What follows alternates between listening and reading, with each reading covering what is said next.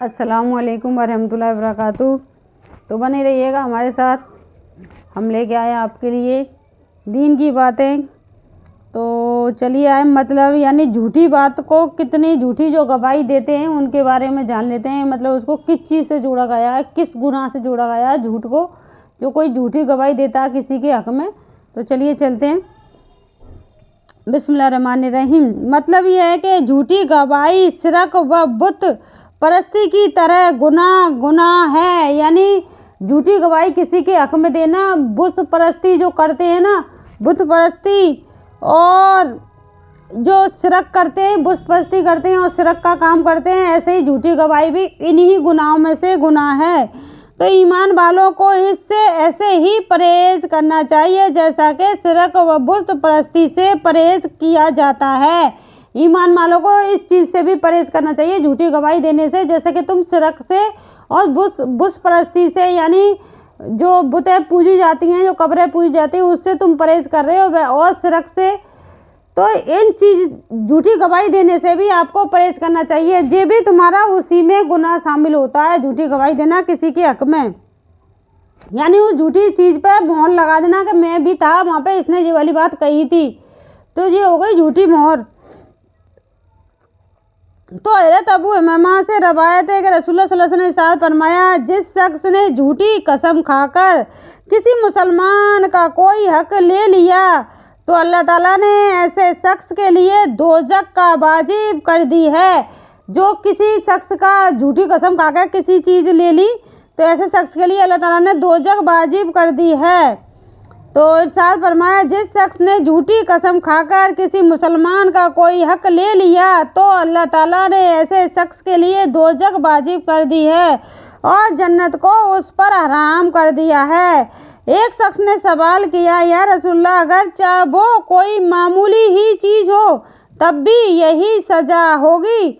आप सल्लल्लाहु अलैहि वसल्लम ने इरशाद फरमाया, अगर चाहे वो पहलू के दरख्त की एक टहनी ही क्यों ना हो, पहलू के दरख्त की चाहे एक टहनी क्यों ना हो, किसी की नाहक ले ली ना, तो ये भी इस शख्स पे जन्नत दोज़ख वाजिब कर दी गई है, जन्नत हराम कर दी गई है। इस शख्स पर जन्नत में कभी मतलब जन्नत में नहीं जाएगा, हराम कर दी है।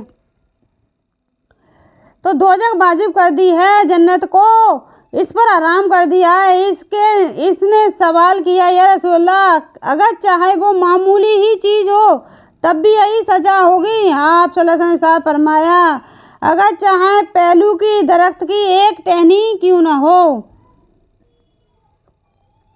तो हज़रत अब्दुल्लाह बिन उमर रज़ियल्लाहु अन्हु से रवायत करते हैं कि नबी करीम सल्लल्लाहु अलैहि वसल्लम ने इरशाद फरमाया, जिस शख्स ने थोड़ी सी ज़मीन यानी थोड़ी सी ज़मीन भी नाहक ले ली, क़यामत के दिन वो उसके वजह से 7 ज़मीनों तक धंसा दिया जाएगा। किसी की थोड़ी सी भी ज़मीन नाहक ले ली किसी शख्स ने, उस थोड़ी सी ज़मीन की वजह से उसे 7 ज़मीनों में नाहक गड़ा दिया जाएगा। यानी इतना गड़ा दिया जाएगा कि तूने किसी की नाहक चीज़ ली है ना, उसकी वजह से। तो किसी की थोड़ी सी भी ज़मीन नाहक ले ली, क़यामत के दिन वो उसकी वजह से 7 ज़मीनों में धंसा दिया जाएगा। तो हज़रत उमरान बिन अकीकी रज़ियल्लाहु अन्हु से रवायत है कि नबी करीम सल्लल्लाहु अलैहि वसल्लम ने इरशाद फरमाया, जिस शख्स ने झूठ मार के वो हमसे यानी जिसने लूट मार की वो हम में से नहीं है। जिस शख्स ने लूट मार की वो हम में से नहीं है, लूट मार कर किसी का हक ले लिया वो हम में से नहीं है। सल्लल्लाहु अलैहि वसल्लम ने कहा, जिस शख्स ने लूट मार की वो हम में से नहीं है। हज़रत अबू हुरैरा से रवायत है कि नबी करीम सल्लल्लाहु अलैहि वसल्लम ने इरशाद फरमाया, 3 आदमी ऐसे हैं कि अल्लाह ताला क़यामत के दिन ना इनसे कलाम फरमाएंगे ना उनको नज़र रहमत से देखेंगे। तो वो 3 आदमी कौन से हैं? चलिए जान लेते हैं। इनको गुनाहों से पाक करेंगे और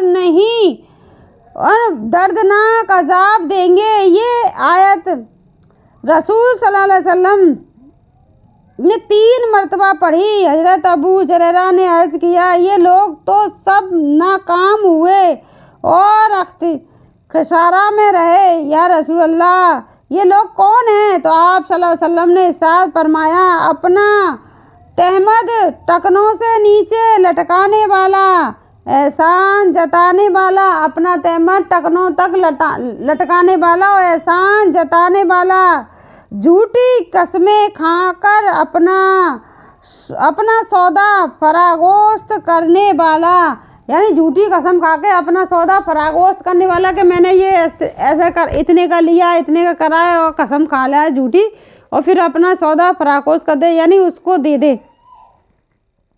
और तहमत टखनों से लटकाने वाला और एहसान कर कर जताने वाला। तो इन पे हुज़ूर सल्लल्लाहु अलैहि वसल्लम ने कहा कि अबू हुरैरा इनको नज़र रहमत से देखेंगे नहीं अल्लाह ताला क़यामत के दिन, न इनसे कलाम फरमाएंगे, न इनको नज़र रहमत से देखेंगे। तो हज़रत उमर बिन यासरी रज़ा अन्हा रवायत करते हैं कि रसूलुल्लाह सल्लल्लाहु अलैहि वसल्लम ने इरशाद फरमाया, जो आका अपने गुलाम को नाहक मारेगा क़यामत के दिन उससे बदला लिया जाएगा। जो भी आका अपने गुलाम को नाहक मारेगा, यानी कोई काम वाला है, आपके घर में काम वाली लग रही है या काम वाला लग रहा है, उसको आपने ऐसे ही गुस्से में नाहक मार दिया तो अल्लाह ताला तुमसे क़यामत के दिन हिसाब लेगा, यानी नाहक मारने का क़यामत के दिन इससे बदला लिया जाएगा।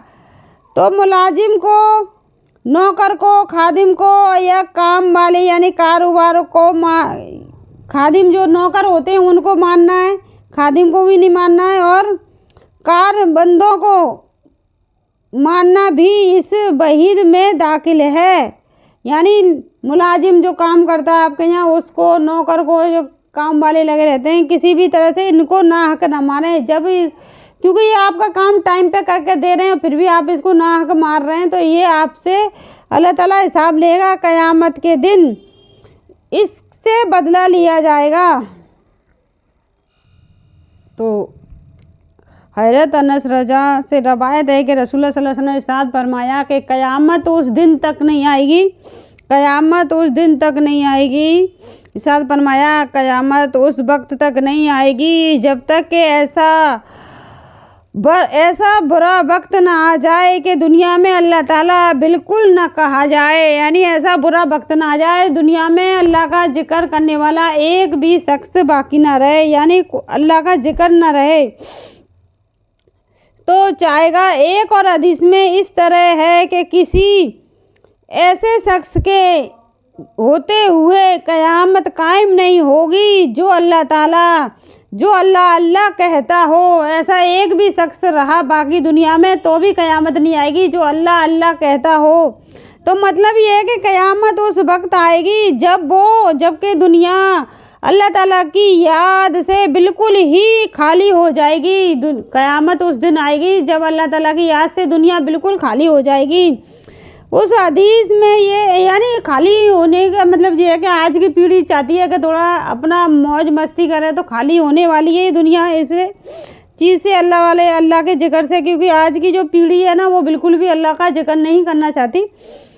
तो इस हदीस का मतलब ये इस हदीस का ये मतलब भी बयान किया गया है कि क़यामत उस वक्त तक कायम नहीं होगी जब तक कि दुनिया में ऐसा शख्स मौजूद हो जो ये कहता हो कि लोगों अल्लाह ताला से डरो, अल्लाह ताला से डरो कि बंदगी करो, यानी एक शख्स भी, कोई भी एक शख्स ऐसा बाकी रहा कि लोगों अल्लाह ताला से डरो, तब भी क़यामत नहीं आएगी। तो हज़रत अब्दुल्ला से रवायत है कि रसूलुल्लाह सल्लल्लाहु अलैहि वसल्लम ने इरशाद फरमाया, क़यामत बदतरीन आदमियों पर ही कायम होगी, क़यामत बदतरीन आदमियों पर ही कायम होगी। तो हज़रत अब्दुल्ला बिन उमर रज़ियल्लाहु अन्हु से रवायत है कि रसूलुल्लाह सल्लल्लाहु अलैहि वसल्लम ने इरशाद फरमाया, क़यामत से पहले दज्जाल निकलेगा और वो 40 तक ठहरेगा, यानी क़यामत से पहले दज्जाल निकलेगा, वो 40 तक ठहरेगा। उस हदीस को रवायत करने वाले सहाबी हज़रत अब्दुल्ला बिन उमर रज़ियल्लाहु अन्हु से फरमाते हैं कि मैं नहीं जानता कि रसूल सल्लल्लाहु अलैहि वसल्लम का मतलब 40 से 40 दिन थे या 40 महीने या 40 साल। आगे हदीस बयान करते हैं कि फिर अल्लाह ताला हज़रत ईसा बिन मरियम अलैहिस्सलाम को दुनिया में भेजेंगे। गोया के वो उम्र वो बिन मसूद है, यानी उनकी शक्ल व सूरत हजरत उमर बिन मसूद रज़ी अल्लाह से मिलती जुलती होगी और वो दज्जाल को तलाश करेंगे और उसका तकाकब यानी उसका तकाकब दज्जाल का तकाकब करेंगे और उसको पकड़कर उसका खात्मा करेंगे। फिर 7 साल तक लोग ऐसे रहेंगे कि दो आदमियों के दरमियान भी आपस में, यानी 7 साल तक फिर आदमी ऐसे रहेंगे, दो आदमियों के दरमियान में दुश्मनी नहीं होगी। दो आदमियों के 7 साल तक रहेंगे ऐसे ही वो आदमी, दो आदमियों के बीच में दुश्मनी नहीं होगी। फिर अल्लाह ताला मलकुल शाम की तरफ से एक खास किस्म की ठंडी हवा चलाएंगे जिसका ये असर होगा कि रोए ज़मीन पर कोई शख्स ऐसा बाकी नहीं रहेगा जिसके दिल में जरा बराबर भी ईमान हो। बहरहाल उस हवा से तमाम अहल ईमान ख़त्म हो जाएंगे, यहाँ तक कि अगर तुम में से कोई शख्स किसी पहाड़ के अंदर भी चला जाएगा तो ये हवा वहीं पहुंचकर उसका खात्मा कर देगी। रसूल सल्लल्लाहु अलैहि वसल्लम ने फरमाया कि इसके बाद सिर्फ बुरे लोग ही दुनिया में रह जाएंगे जिनके दिल ईमान से बिल्कुल खाली होंगे। उनमें परिंदों वाली तेज़ी और फुर्ती होगी, यानी परिंदे वाली तेज़ी और फुर्ती होगी, यानी जिस तरह परिंदा उड़ने में तैरने में तेज होता है परिंदा, ऐसे ही ये होंगे जो बंदे। फिर लोग अपनी गलत ख्वाहिशात के पूरा करने में फिर फुर्ती दिखाई देंगे, गलत ख्वाहिशात पूरी करने में फुर्ती दिखाई करेंगे। तो ये बुरे लोग गलत ख्वाहिशात को पूरा करने के लिए ऐसी फुर्ती दिखाएंगे, जैसे परिंदा फुर्तीला होता ना, वैसे ही फुर्ती दिखाएंगे गलत ख्वाहिशात को पूरा करने के लिए। तो ये जब ये क़यामत आने का ये निशानियाँ बताइए। तो अगर आपको हमारी वीडियो पसंद आए तो प्लीज़ लाइक और शेयर करें और ध्यान से इस वीडियो को सुनें, क्योंकि तभी आपके समझ में आएगी इन चीज़ों के बारे में। और बस आज के लिए बस इतना ही।